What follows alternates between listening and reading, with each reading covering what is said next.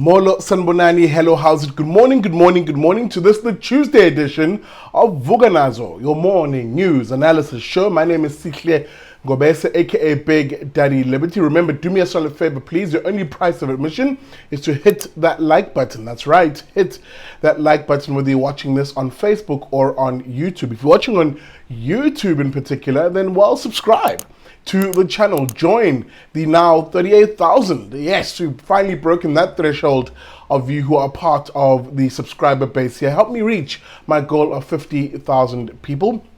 Remember also, we have a website. Visit us at bigdaddyliberty.com. There, of course, you can also pledge some financial support, monthly contribution of 100 Rand towards the show. A payment method that suits you is on the website. Now, with that being said, enough of the jibber jabber. Let's get straight into the news. Okay, we begin with load shedding once again. That story? Yes, that story. This morning I'll bring you a tale of two sides, two contrasts to this issue of load shedding. One, the status quo, characterized by government, politicians, and indeed the same state-centric or state-orientated ways, statism, as I've come to call it, that has gotten us into the mess that we're in.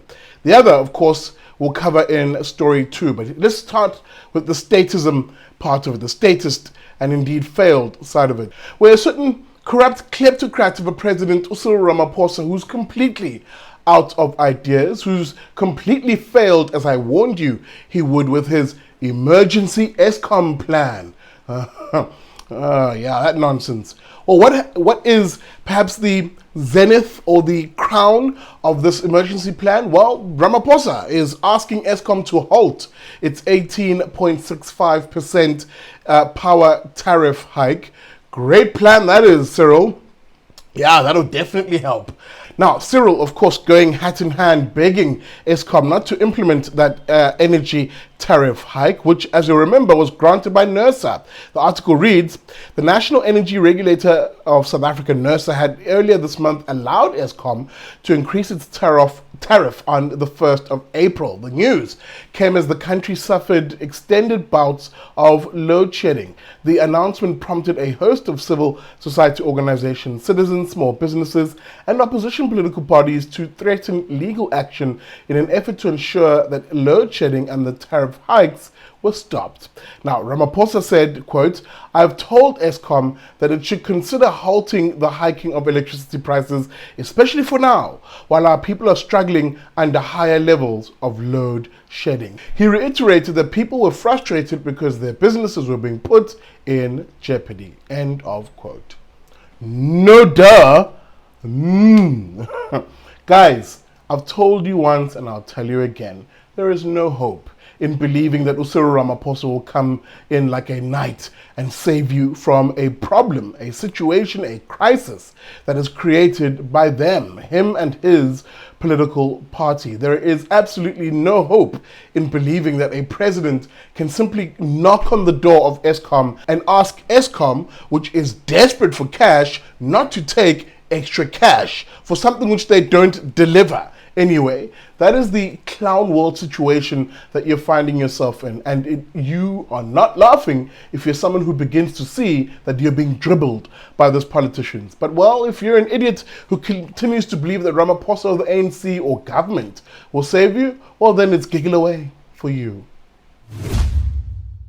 All right, now to tell you the other side of the load shedding story, that is the actual solution side of the load shedding, not what the politicians like Ramaphosa and the failed ANC government are trying to do, but instead the initiative by actual patriots. This is what it looks like when patriots get involved in trying to solve a crisis in South Africa like load shedding. Afriforum basically saying it's looking to set up its own power company. This, of course, was in the City Press over this weekend. Very commendable act, this by Afriforum. But what are the details here? Well, Afriforum basically coming out and saying, look, after that energy indaba they hosted last year in November, which of course had a few other stakeholders on the private sector, they've effectively come out and said they're going to start their own energy company. And part of it, of course, the mainstay of it is to bring nuclear energy to the country. Let's read from this quick piece in the City Press, which gives us the details. Of course, you'll remember, before I do that Kali Kriel, the first place you heard of this particular energy company idea was here on the Big Daddy Liberty show. You'll remember my interview with Kali Kriel, where he mentioned that this would be their big plan for 2023. Let's have a look at the details of this particular plan. Kali Kriel, the CEO of the civil rights organization, says that they already engaged in formal discussions with South African-born businessperson Andre Pienaar,